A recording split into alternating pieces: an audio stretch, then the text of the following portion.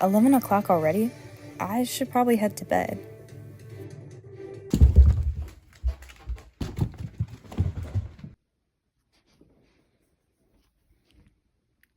What are you doing here? Sleeping? Leave me alone. Kat, you know this is my bed. And? Last 2 weeks, the cat has really been getting on my nerves. He's been sleeping in my bed, running up and down the stairs at 3 a.m., and getting a lot more attention than me. I've been losing sleep, watching too much TV, and I know we live together, but I gotta draw the line somewhere. And now, I think I've had enough. He has no idea what he's talking about. Kat, I swear to God, if you don't get out of my space, I will have to fight you for it. You wouldn't.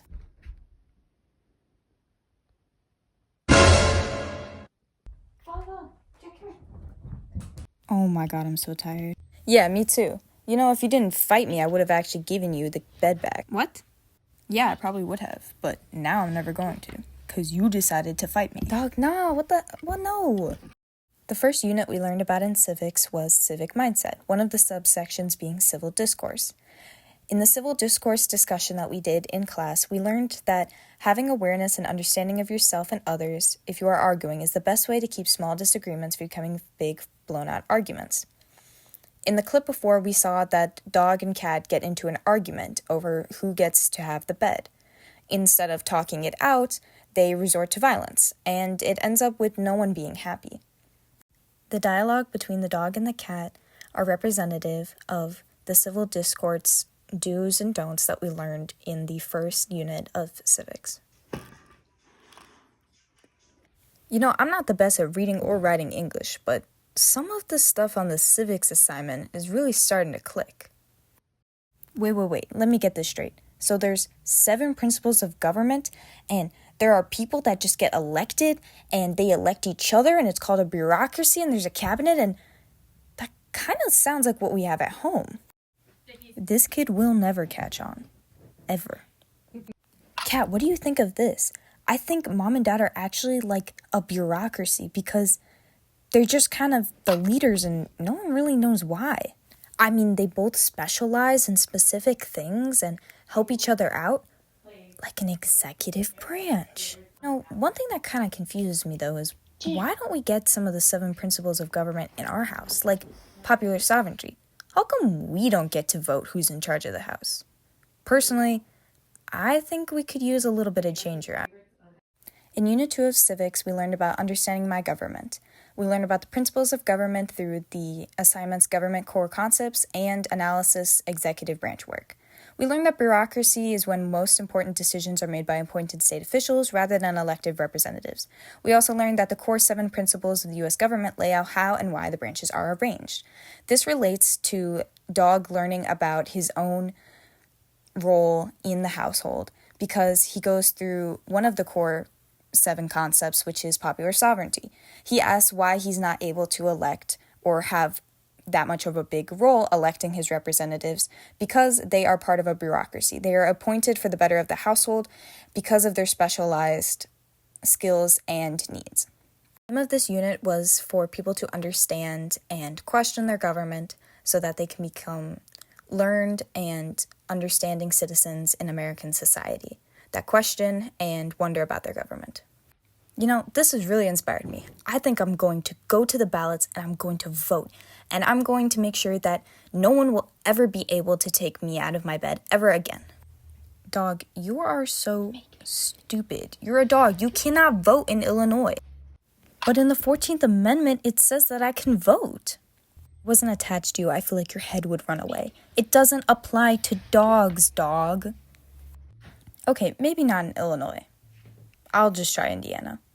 In Unit 3, Political Participations and Elections, we learned about Illinois voter info, specifically through the assignment Voting Information Research. What we learned is how each type of election is treated in Illinois, what's on the ballot, where to vote, how to register. In addition, when Dog learns about popular sovereignty, he also learns about districts, or his bed, and how his being taken over affects his day-to-day life, just like how redistricting and diluting political parties can affect people in their daily lives each election season. You know what, Kat? From staying up all night watching TV because you're annoying me, to reading Jillian's civics assignment, I've noticed a lot of differences between the media I've been consuming recently. Oh, really now? Like what? For example, I was watching the news earlier tonight, and they said that there was a 107th Amendment, and I looked at Jillian's civics homework, and there was a lot less than that. I don't know, I got lost past the second one. In Uniform Media, we learned about how media pertains to the political processes and how it affects our day-to-day lives. We learned this through the Media Diet Eval, Evaluating News Sources assignment, and in the clip before, Dog is seen kind of using lateral thinking to compare two sources together, one that is obviously not true, and one that is. What we learned from this unit was that media literacy and diet is extremely important to maintain and be able to seek quality information and not get stuck in unnecessary turmoil. This includes limiting entertainment sources and really making sure that the sources you get your information from are credible and generally unbiased. In the clip, the dog did not do this and was very confused. This further insinuates why you should always check your sources for credibility. Kat, I do think we live in a pretty good spot. Even though we can't vote, we can't really settle a dispute over the bed. I don't think it's all too bad, you know? I might have to agree with you. We all get kibble, we all get water, we all get food and attention. Can't really complain too much about that. Yeah, you're right. And even though we're different by species, we have the same amount of protection under the law of the household, which is pretty cool if you ask me. In the final unit, Unit 5, Civil Rights and Liberties, we learn about the 4th Amendment, the 5th, the 6th, and the 4th, all of which are amendments designed to help protect the American people. We learned that these amendments aim to provide equal protection for all of America's citizens, and every citizen is promised equal protection through due process and expression without bias towards race, gender, sexuality, religion, or other.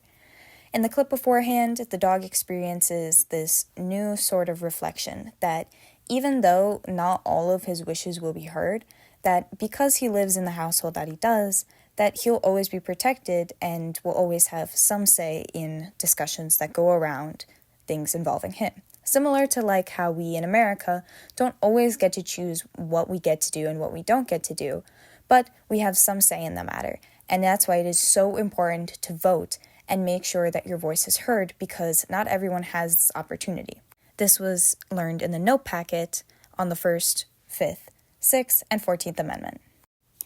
In this story, Dog realizes that just because he's a dog and can't vote, can't be involved in the government process, that he doesn't necessarily not see government policies and concepts reflected in his own life.